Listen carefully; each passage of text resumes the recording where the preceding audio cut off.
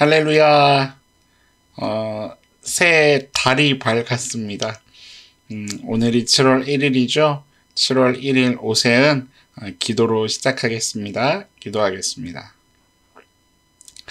사랑하는 하나님, 정말 감사합니다. 오늘도 우리에게 육신의 생명을 주셔서 또 하나님 말씀 앞으로 나올 수 있게 하시는 이 귀한 기회를 주시니 얼마나 감사한지요.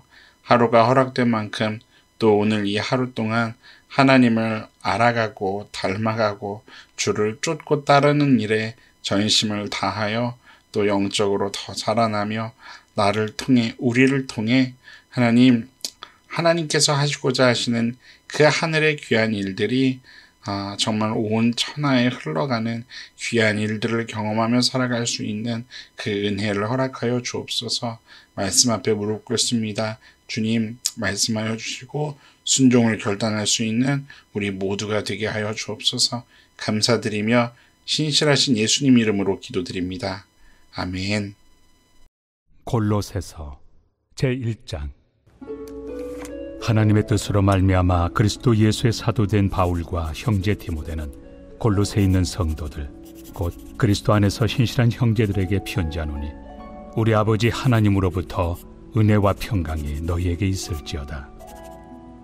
우리가 너희를 위하여 기도할 때마다 하나님 곧 우리 주 예수 그리스도의 아버지께 감사하노라. 이는 그리스도 예수 안에 너희의 믿음과 모든 성도에 대한 사랑을 들었으며 너희를 위하여 하늘에 쌓아둔 소망으로 말미암음이니 곧 너희가 전에 복음 진리의 말씀을 들은 것이라. 이 복음이 이미 너희에게 이름에 너희가 듣고 참으로 하나님의 은혜를 깨달은 날부터 너희 중에서와 같이 또한 온 천하에서도 열매를 맺어 자라는도다.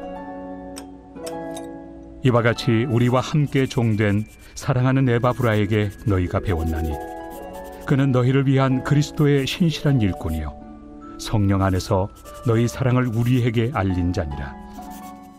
오늘 새 달을 시작하면서 골로새서 말씀으로 시작하게 되었네요. 여러분들 골로새서 말씀을 잘 묵상하시면서 또 우리의 영적인 깊이와 삶의 영적인 근육들이 무럭무럭 자라나는 일들이 있게 되기를 소망합니다. 골로새서는 말 그대로 골로새 교회에 있는 그 성도님들에게 보내는 편지인 거죠.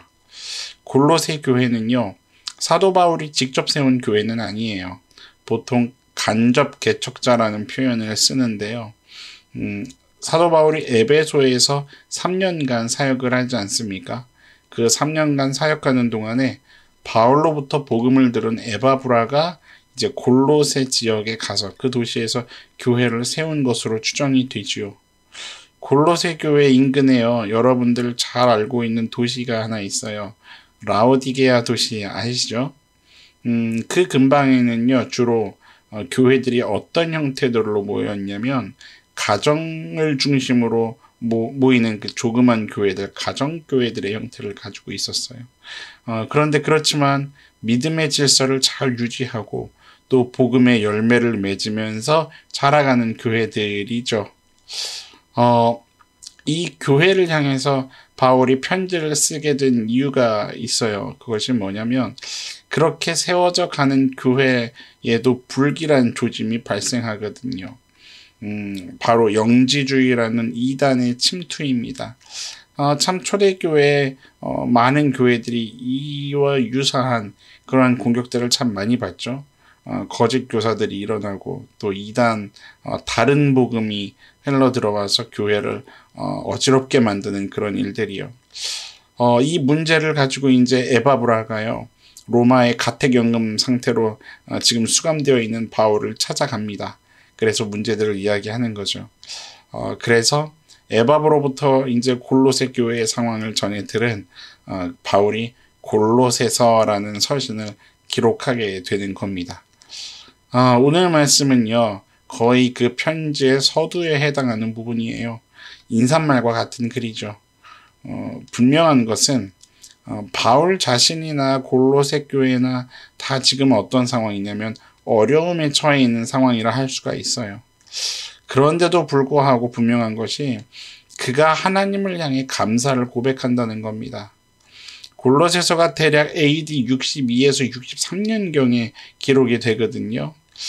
그러니까 AD 58년 그때 바울이 3차 선교 여행을 마쳐요. 그리고 바로 체포되어서 64년까지 가택연금되어 있는 거거든요. 그러니까 이게 무슨 말이냐면 현재 사도 바울도 어려운 상황이죠. 앞으로 AD 68년 그때 사도 바울이 순교하지 않습니까? 뭐냐면 육신의 생명도 이제 얼마 남겨놓지 않은 그런 시간을 살아가고 있고 너무나 고단하고 또 시기적으로 육신적으로 참 많이 지쳐있는 바울이었을 겁니다. 그런데 바울은 늘 그랬듯이요. 그의 인생 속에서 하나님께서 하시는 일들로 인해서 감사를 놓치지 않는 것 같습니다. 그것이 바로 뭐냐면 그의 사역의 여정에 남은 열매들이죠. 오늘 본문에서 그러한 고백들을 계속 쭉 해나가요. 하나님께서 하시는 일들을 떠올리면 큰 위로와 기쁨, 감사를 고백하게 되는 거죠. 사실 이거는 바울뿐만이 아니라 사역의 길을 걷는 모든 사명자들에게는 공통적인 부분이라고 믿습니다. 저는 육신의 핸디캡이 있다 보니까 또 여느 사역자와 조금은 다른 환경 속에서 살아가지 않습니까? 몸으로 느껴지고 감당해야 될 여러 부분들이 또 더 있는 거를 경험하면서 살잖아요.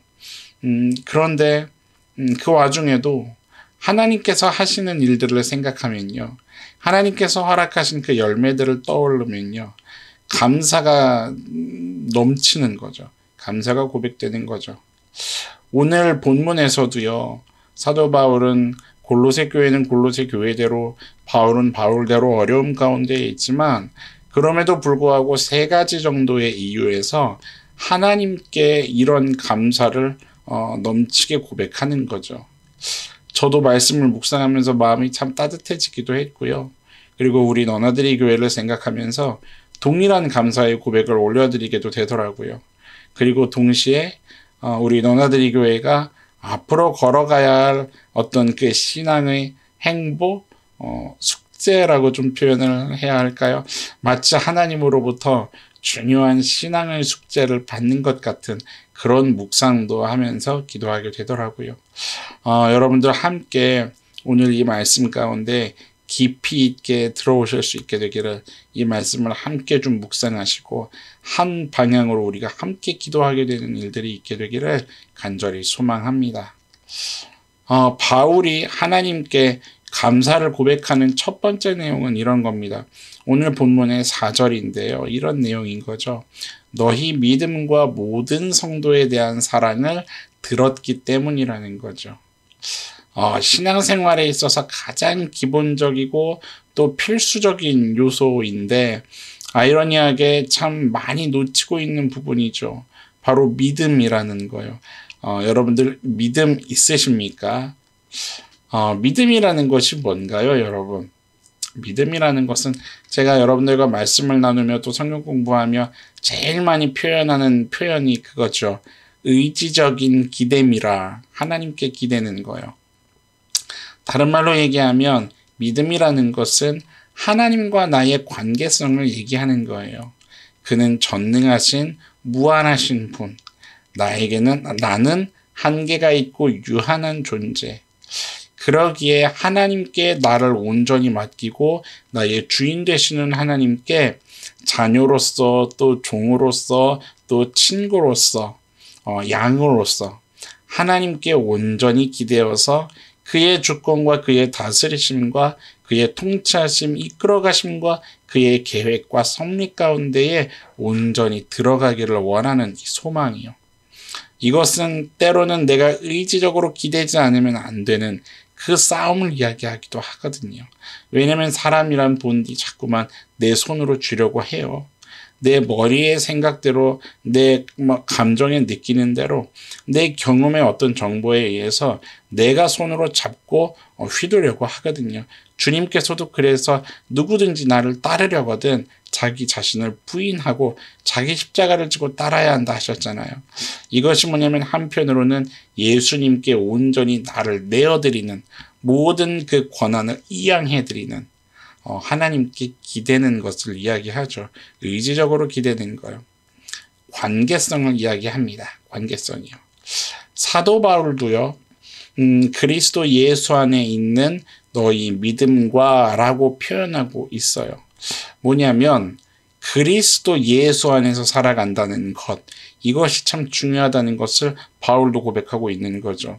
그들의 관계성은 그리스도 예수 안에 그 믿음이라고 하는 것. 골로새 교회의 성도들이요, 그리스도 예수 안에서 오직 의지적으로라도 예수님께 기대어서 주님의 다스림, 그 통치 안에서 살아간다는 그 사실이요. 이제 바울이 떠올릴 때마다, 그렇게 살아가고 있는 골로새 교회 성도님들의 모습을 떠올릴 때마다 여러분 당연하지 않겠습니까? 사역자에게 있어서 이것은 진짜 큰 감사와 기쁨의 조건이죠. 다른 것 다 제껴놓고서라도 복음을 전해 들은 그들이 예수님과의 관계성에서 살아간다는 소식은 가장 큰 기쁨이라고 믿습니다. 바로 그리고요, 이러한 믿음이 이제 어디로 연결이 되는 거냐면요, 그래서 더 큰 기쁨을, 감사를 바울은 고백하게 될 수밖에 없는 것 같아요.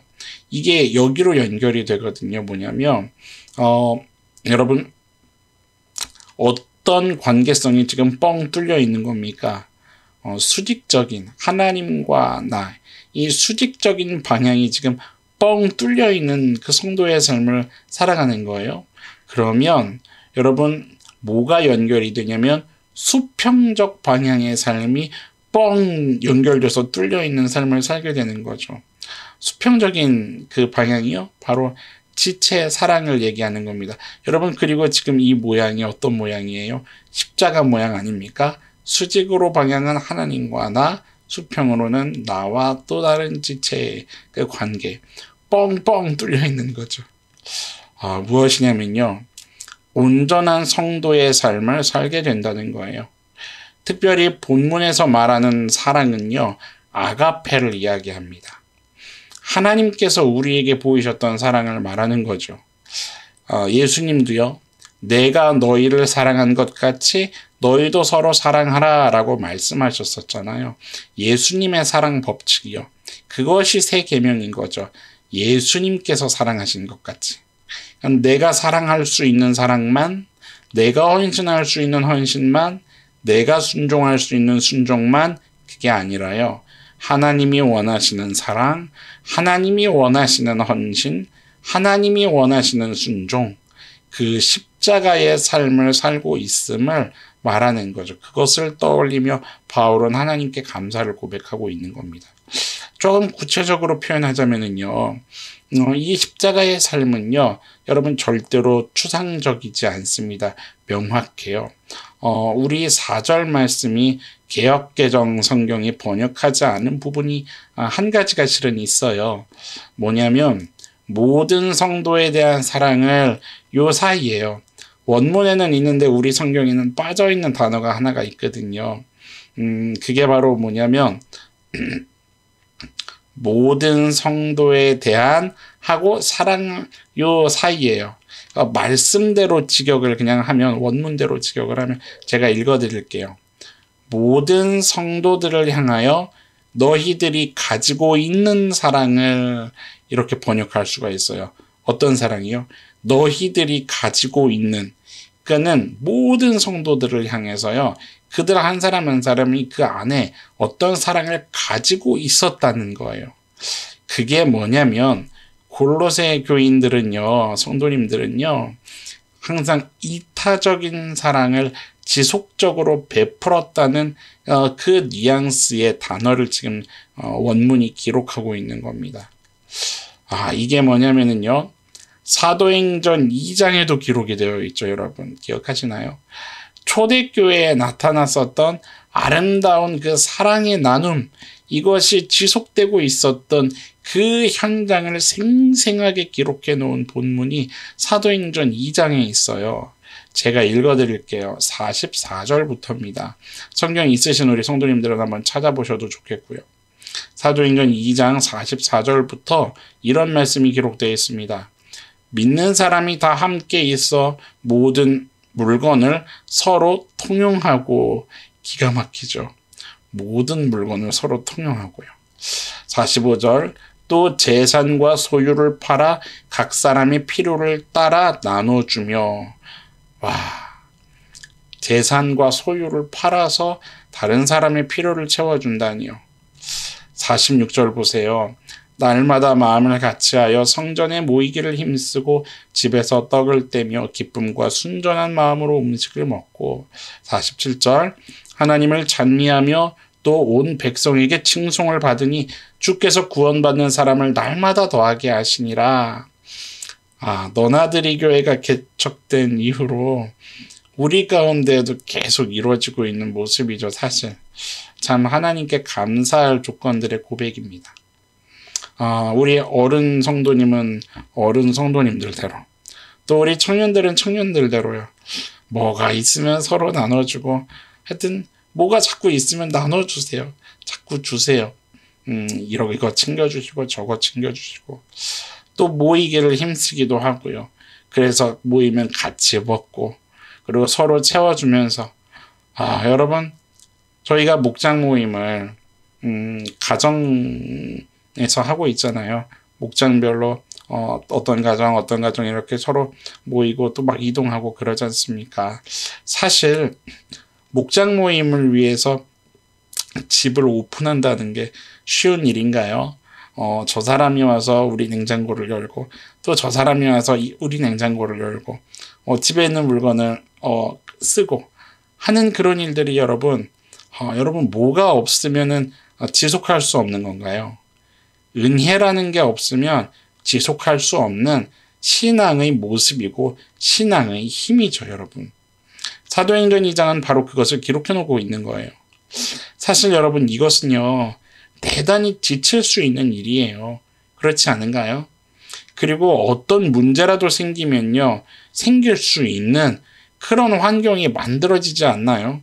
조금이라도 틈이 생기면요, 사단이 그 틈을 비집고 들어와서 사람의 마음을 얼마나 헤집어 놓는 그런 사실 환경인지도 몰라요. 그래서 여러분, 하다가도요, 점점 어떤 일이 생기냐면 점점 횟수를 줄이고자 하게 됩니다. 우리가 너무 모이나 봐, 이 생각이 들어오게 되죠. 좀 덜 모여야 할까 봐 이러한 얘기를 하게 되죠. 아니요, 여러분. 아니요.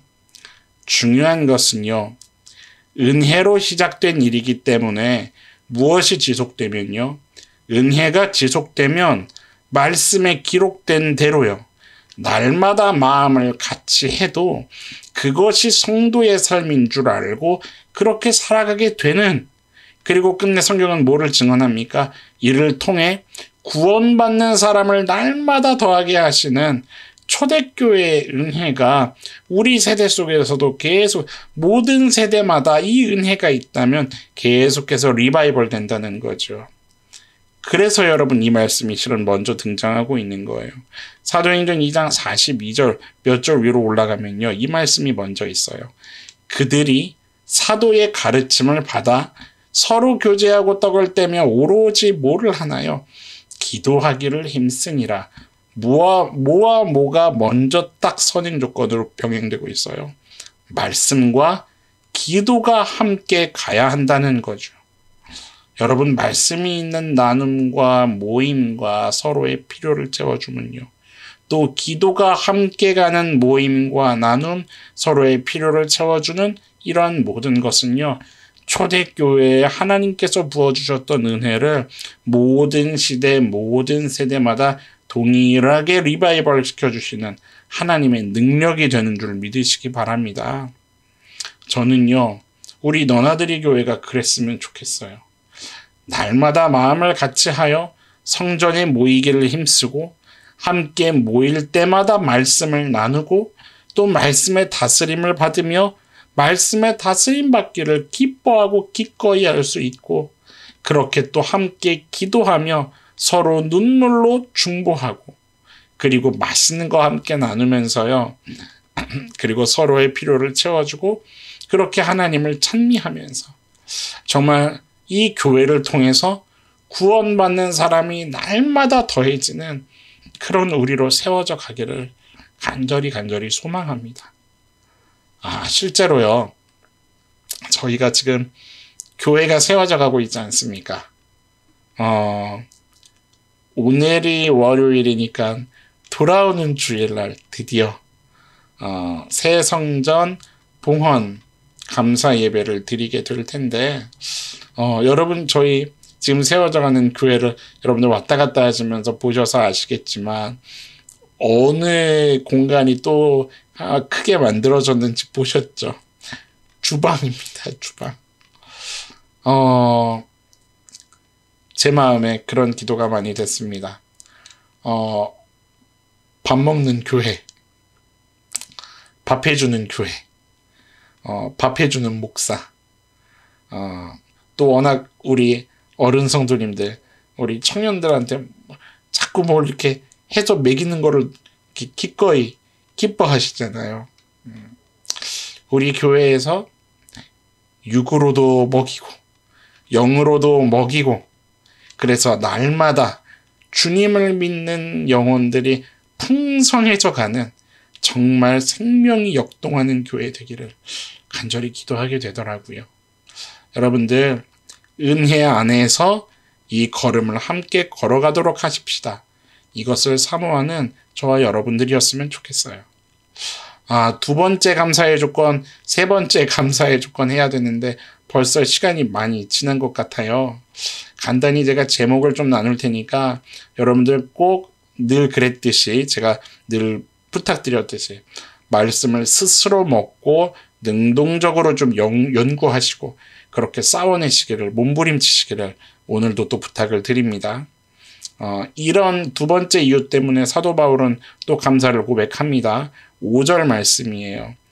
이런 거죠. 진리의 말씀을 들은 후로부터 소망을 어디에 쌓아두었기 때문이라는 거죠. 하늘에 쌓아두는 겁니다.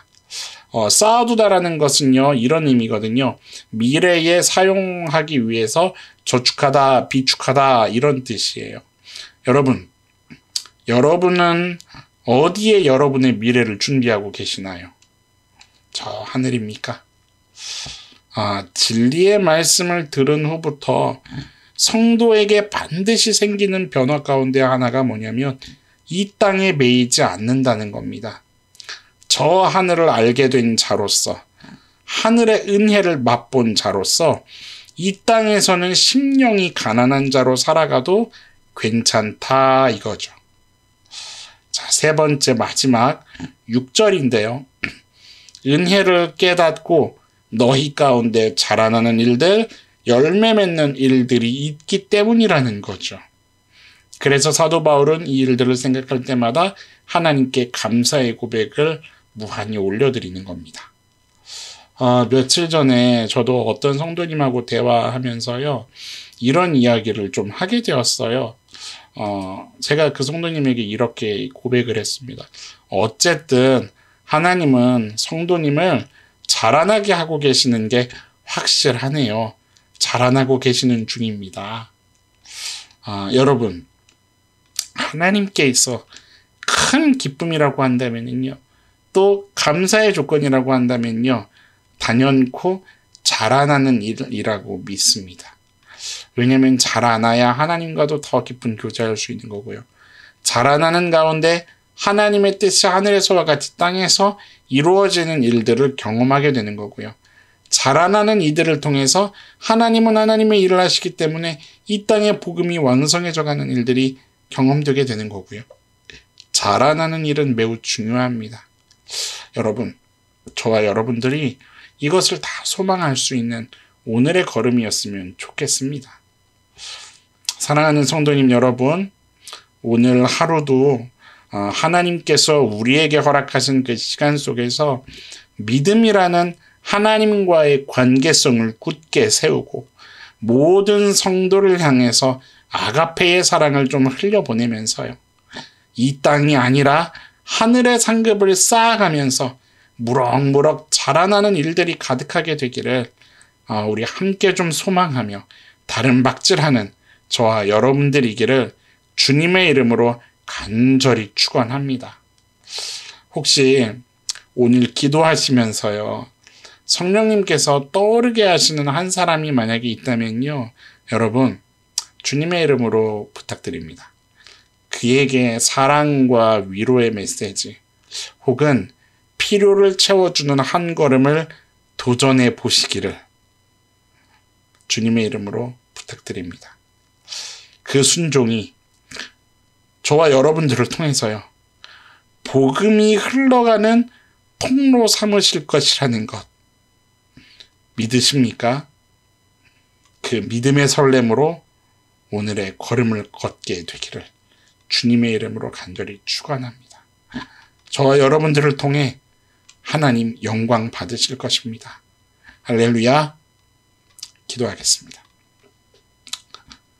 사랑하는 하나님, 그 다메섹 도상에서 바울을 만나 주심으로 바울이 복음에 충만한 자가 되고, 바울이 에베소에서 주의 복음을 심음으로 에바브라가 그 복음을 전해 듣게 되고, 그리고 에베소의 그 복음이 골로새에 세워져서 골로새에서 또한 하나님이 영광 받으시는 그 일들이 가득한 것처럼, 주여, 우리 너나들이 교회에 심겨주신 하나님의 복음이 저와 우리 모든 성도님들 한 사람 한 사람을 통해 부르신 삶의 자리마다 하나님 흥왕하여서 넉넉히 복음이 흘러가는 일들이 있게 되기를 간절히 소망합니다.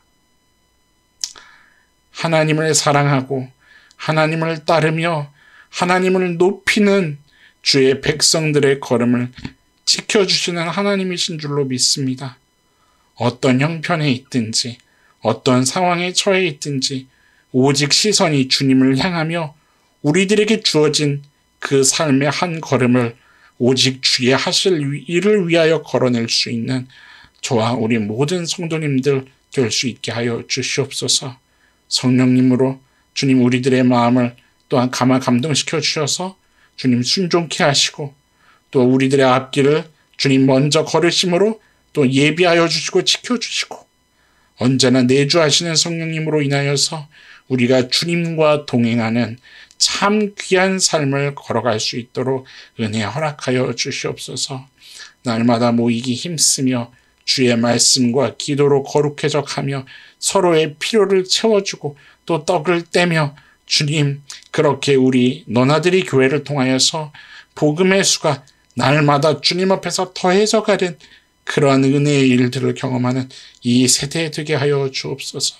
감사드리며 오늘의 삶을 지켜주시는 오늘의 삶의 영광 받으시기 합당하신 살아계신 예수 그리스도의 이름으로 감사하며 기도드립니다.